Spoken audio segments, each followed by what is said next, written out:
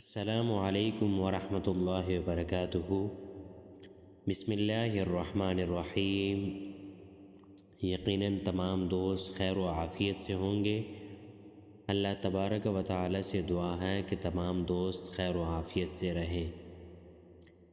روایت ہے حضرت ابو ہریرہ رضی اللہ تعالی عنہ سے، فرماتے ہیں کہ حضرت فاطمۃ الزہرا نبی کریم صلی اللہ علیہ وآلہ وسلم کی خدمت میں خادم مانگنے آئیں تو فرمایا کہ کیا میں تمہیں وہ چیز نہ بتا دوں جو خادم سے بہتر ہے؟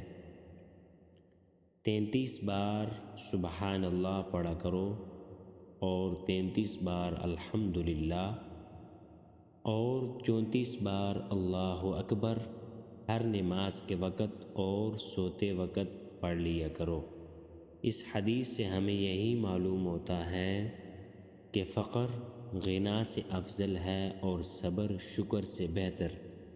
یہ بھی معلوم ہوا کہ ماں باپ کو چاہیے کہ اپنی اولاد کو محنتی، عابد، زاہد، متقی بنائے، انہیں صرف مالدار کرنے کی کوشش نہ کریں۔ لڑکی کے لیے بہترین جہیز اعمال صالحہ ہے، نہ کہ صرف مال۔ یہ حدیث تربیت اور تعلیم کا خزانہ ہے۔